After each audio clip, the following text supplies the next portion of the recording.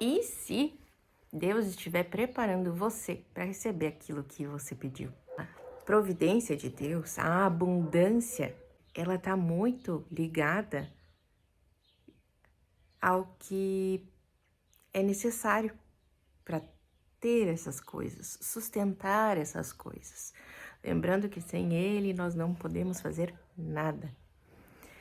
Mas antes da gente receber algo de Deus, Ele vai formar em nós um lastro. Imagina um lastro de um país. Para uma moeda circular, ela precisa ter um lastro em ouro.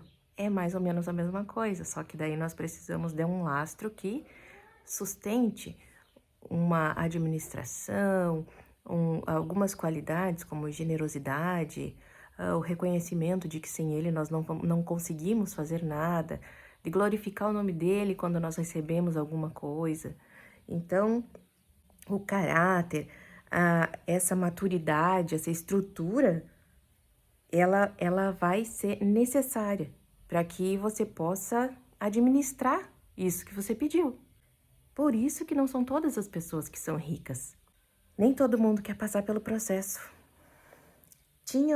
Tem uma coisa muito importante que é a nossa mentalidade. Eu falo muito sobre a mentalidade, da gente ter uma mentalidade de abundância, mas não é aquela mentalidade da internet que a gente vê por aí, o segredo.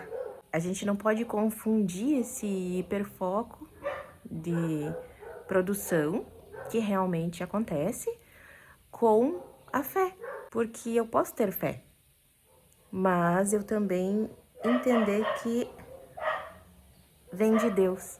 Mas que você entenda que essa mentalidade de abundância, de que você merece, porque você é filho de Deus, porque você é herdeiro, co-herdeiro com Cristo, de que você é filho, de que aos seus amados ele dá enquanto dormem. Você deve se esforçar, sim, deve se esforçar, porque o esforço, ele vem da própria graça trabalhando em você.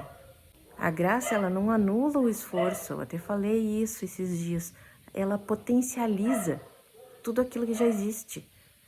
Ela faz com que você produza mais, foi como o Paulo falou, eu fiz mais, eu fiz e aconteci, mas foi a graça de Deus em mim. O que Deus vai trabalhar? Ele vai trabalhar sobre dinheiro em você, ele vai trabalhar sobre valores, vai trabalhar sobre caráter, vai trabalhar sobre idolatria, porque a idolatria ela tem tudo a ver, porque o dinheiro ele é um ótimo servo, mas é um péssimo senhor. Se você trabalhar em função dele, você está idolatrando ele, e Deus não divide sua glória com ninguém. E aí a gente está falando de Mamon, a gente está falando de Baal, a gente está falando de o trabalho, qualquer coisa que você colocar no lugar de Deus, que receber mais atenção do que Deus, está sendo idolatrado. A sua generosidade, porque Deus ele não vai te fazer grande sem ser para carregar muitas pessoas junto com você. É esse o princípio. E o seu trabalho e a soberania de Deus. Tem coisas que é Deus que quer assim. E nós temos que entender, né, gente? Ele é Deus. E a pergunta é, será que Deus está construindo em você antes de te entregar aquilo que, inclusive, ele tem lá no céu uma sala assim repleta de coisas que ele tem para te entregar, mas você precisa pedir, precisa estar preparado? Então você pede, mas você não recebe imediatamente porque você vai ser preparado para receber. Por isso que às vezes a gente pede alguma coisa e aí surgem novos desafios, mas é para te amadurecer, para poder receber isso. Não é ruim, porque Deus não cria filhos mimados. E aí, dentro disso tudo, nós entendemos que existem dessas dificuldades que eu acabei de falar, que são dificuldades do próprio dia a dia. Nos últimos tempos, teríamos dias difíceis, virão dias difíceis, mas, porém, permaneça. Tu, porém, eu fiz um post esses dias também, tu, porém, permanece. Tu, porém, seja fiel. Tu não é todo mundo.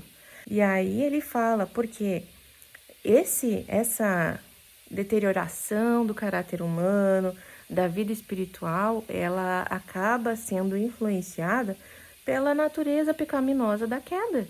Lá, quando tem dúvida, volta em Gênesis. E aí, por causa desse pecado original, pessoas são egoístas, amantes de si mesmas, são avarentas, colocam dinheiro acima das outras pessoas, presunçosas e arrogantes, e tantas outras coisas. Lá em 2 Timóteo 1:5, você vai ver tudo que está acontecendo. Uma coisa muito importante é que ele falou assim, ó, tendo aparência de piedade.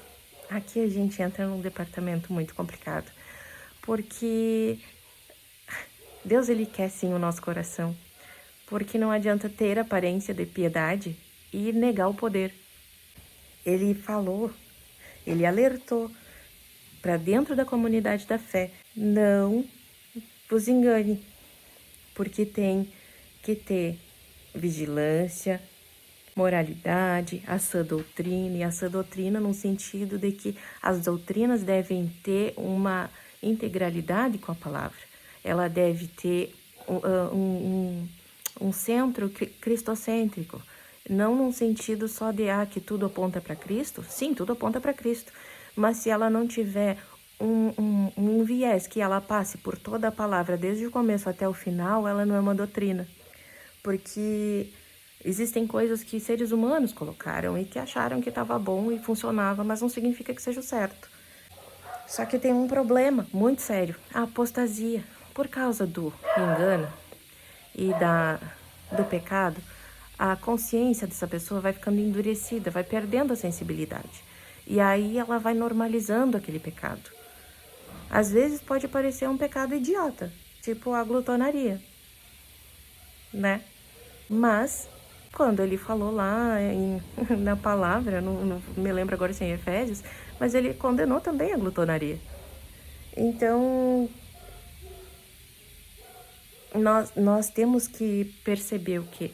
Fazer que nem os bereanos consultavam a palavra e observar os frutos. Também o contexto, né? Depois eu vou falar mais sobre isso. E aí ele falou assim, ó, o que mais que vai ter antes do fim? Guerras e conflitos, vai ter guerra, rumores de guerra, mas ele disse não se preocupem, tá? Não se preocupem porque é só o começo. Imagina uma mulher que ela tá para dar luz, ela começa a sentir dor, tá? E ela demora para chegar a dar luz. Isso é tem gente que fica 2 dias ali sentindo dor, então pode demorar. Assim como tem mulheres como eu que foi 5 horas e eu ganhei, isso depende. Mas o que ele quis dizer são as primeiras dores. Não estourou a bolsa ainda. Ele falou assim, ó, quando começarem a falar de paz. Aonde? No Oriente Médio. As catástrofes e o sofrimento humano, porque fala de fome, fala de terremoto, de acontecimentos no céu, sinais, fala da perseguição aos cristãos. E a perseguição não é só matar, tá? Às vezes é perseguição... A pessoa gosta de ti, não gosta de ti gratuitamente. Isso também é uma coisa que acontece. Aplicação da maldade. Aqui tem a ligação muito forte por se multiplicar a iniquidade, o amor de muitos esfriará.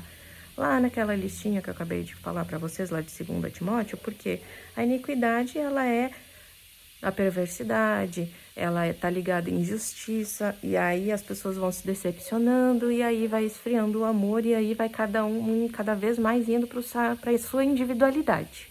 E aí, aumentando a maldade, acaba diminuindo o amor. Perceba que Jesus, ele fala que haverá mais maldade. A gente sabe que vai ser como nos dias de Noé. As pessoas se casavam, se davam de casamento, não estavam nem aí para abacaxi, que nem eu digo.